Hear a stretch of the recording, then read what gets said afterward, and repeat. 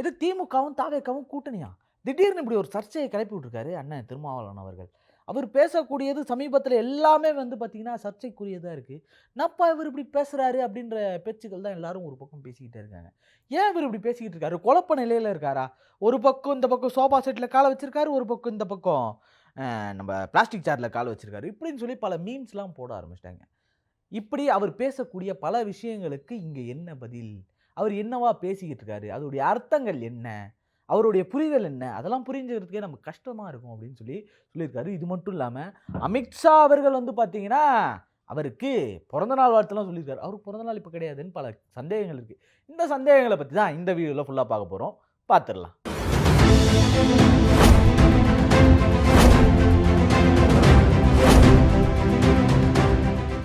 வணக்கம் ஃப்ரண்ட் மக்களே. அதாவது நம்ம அண்ணன் திருமாவளவன் அவர்கள் சமீபத்தில அவருடைய பேச்சுக்கள் எல்லாமே வந்து குழப்ப நிலை. "ஆத்துல ஒரு காலு, சேத்துல ஒரு காலு, இக்கரைக்கு அக்கரை பச்சாப்பா" அப்படின்னு பல பேர் பேசிக்கிட்டு இருந்தாலும், இவருடைய பேச்சுக்கள் என்னவா இருக்கு அப்படின்னு பார்த்தீங்கன்னா, பெரிய சர்ச்சைகள் கிளப்பக்கூடியதா தான் இருக்கு. நாங்க ஒண்ணும் திமுக கூட்டணியிலிருந்து வெளிய வந்துட்டோம்ன்னு சொல்லலையே.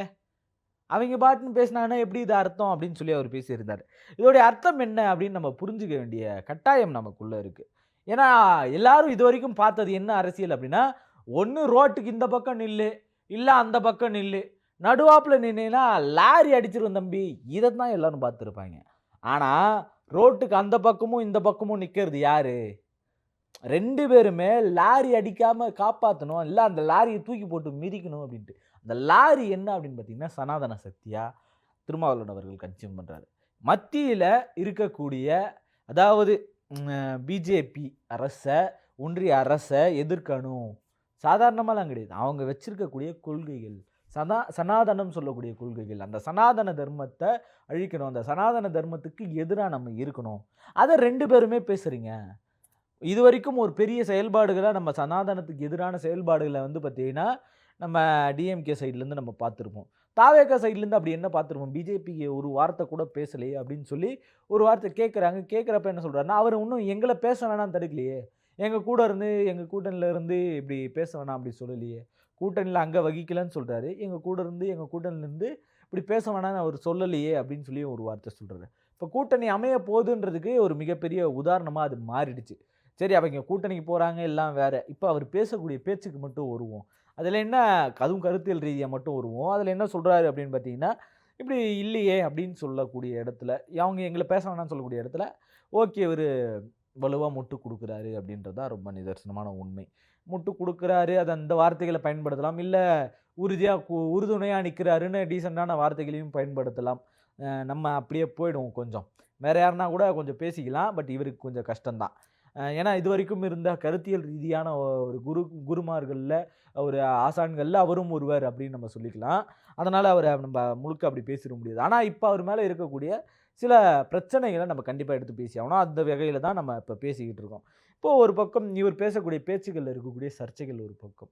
அந்த சர்ச்சையில ஒண்ணு என்னன்னா, 2 பேரையும் கூட்டணி கிடையாது. கூட்டணின்னு ஒரு வார்த்தை. கூட்டணியிலருந்து விலகிட்டீங்களே அப்படின்னு சொல்லிட்டு.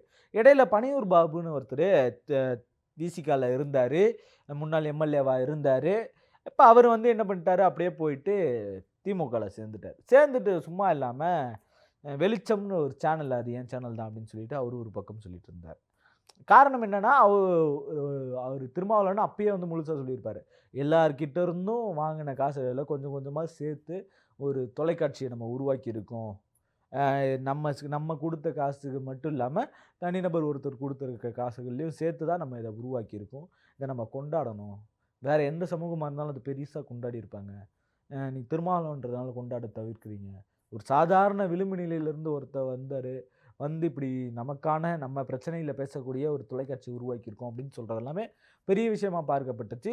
அந்த சேனல் எனக்கு தான் உரிமைன்னு சொல்லிட்டு அவரும் பேசியிருந்தாரு. அவர் பேசுனதுலருந்து சில சர்ச்சைகள் எல்லாமே கிளம்பிட்டு இருந்துச்சு. அதனுடைய பேச்சுகள் எல்லாத்தையும் நம்ம பின்னாடி பார்த்துட்டோம். இப்படி அவர் சேர்த்ததுக்கு அப்புறம், நாங்க யாருமே வந்து திமுகலருந்து விலகல், திமுக கூட்டணியிலருந்து வெளியேறிட்டோம் அப்படின்னு அஃபிஷியலா எங்கேயும் சொல்லல. அத மீறி இங்கருந்து வந்த ஒருத்தர நமக்கு எதிரான கருத்துக்கள பேசும்போது எப்படி அத திமுக அனுமதிக்குது? இப்ப அவங்க சைட்ல இருந்து எங்களுக்கு பெரும் முரண்களா தானே இருக்கு. எச் ராஜா பேசுனதுலருந்து தொடர்ந்து இந்த முரண்கள் இருக்க தானே செய்யுது அப்படின்னு சொல்லிட்டு அவர் ஒரு பக்கம். இன்னொரு பக்கம் வைகோ அவர்கள் வந்து தொடர்ந்து பதிலடி குடுக்குறேன் அப்படின்ற பேச்சுல, இவங்க 2 பேரும் ஒன்றிணையணும். தாவேகாவும், திமுகவும் ஒன்றிணையணும்னு அவர் சொன்னத கேட்டு, நோபல் பரிசு குடுக்கணும் அப்படின்னு சொல்லிட்டாரு.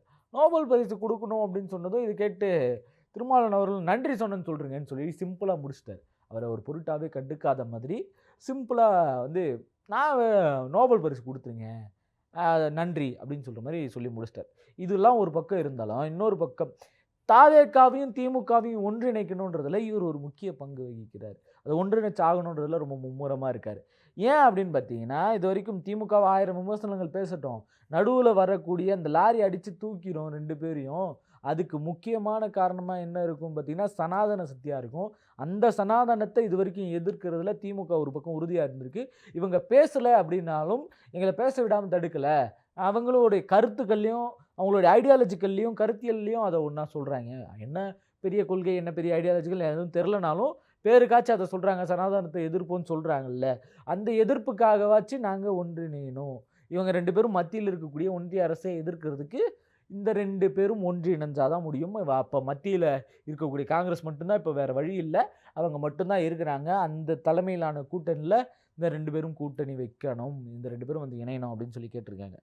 இந்த இணைப்பு இருக்குல்ல, இதோடைய வேல்யூ பாருங்க எந்த அளவுக்கு இருக்கு அப்டின்னா, காங்கிரஸ் முழுக்க துரோகம்.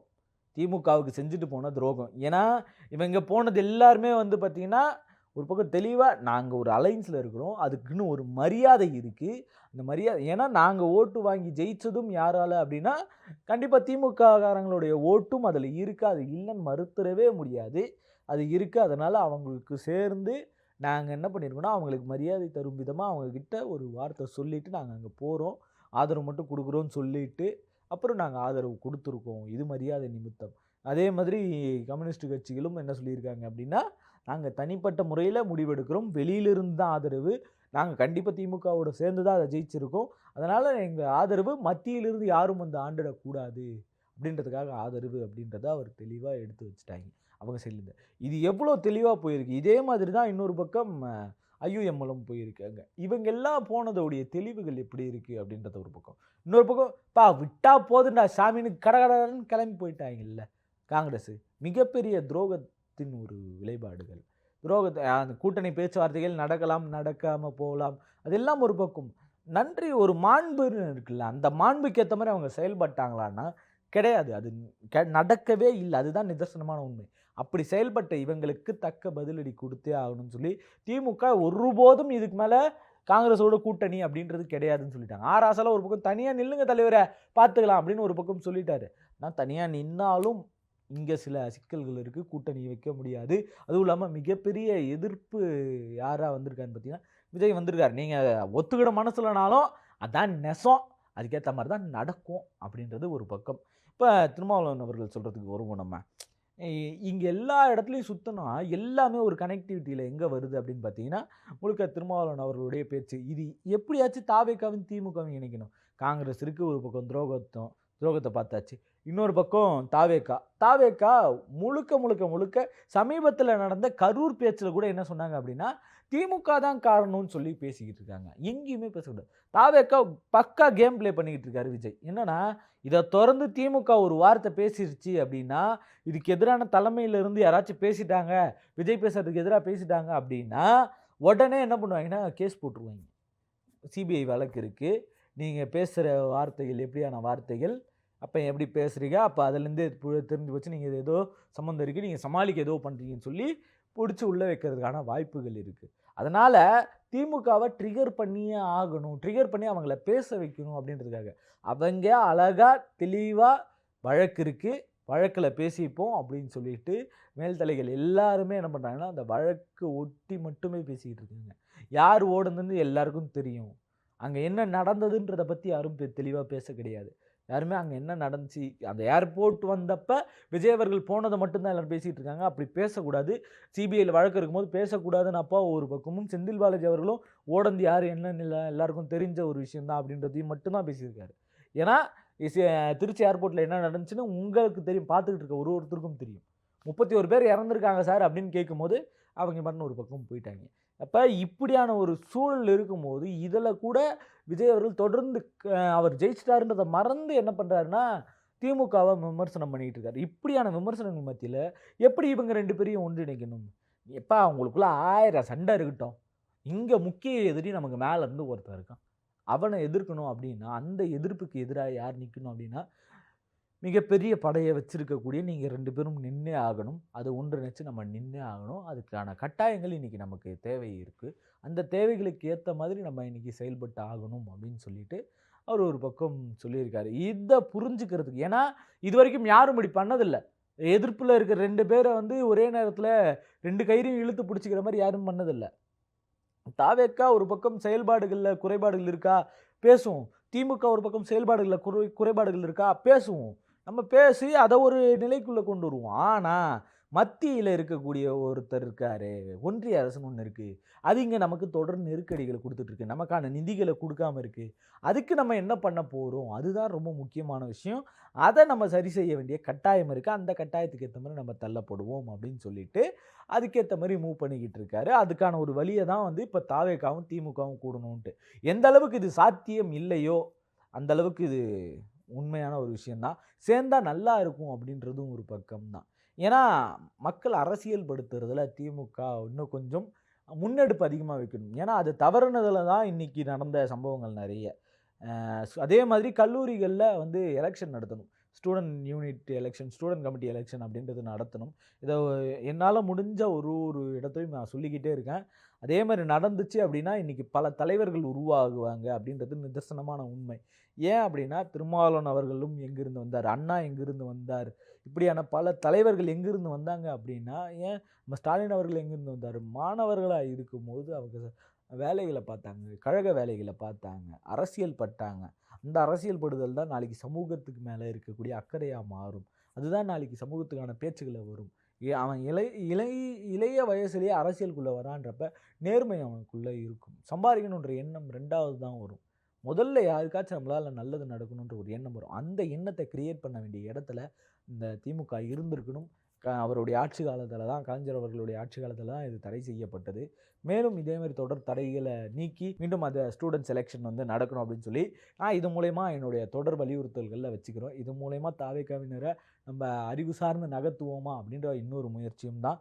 அத நீங்க புரிஞ்சுக்கிட்டீங்க அப்படின்னா, மறக்காம ஸ்டூடண்ட் கமிட்டி எலக்ஷன் அப்படின்னு சொல்லிட்டு நம்ம வீடியோல கமெண்ட் பண்ணிருங்க. நன்றி, வணக்கம்.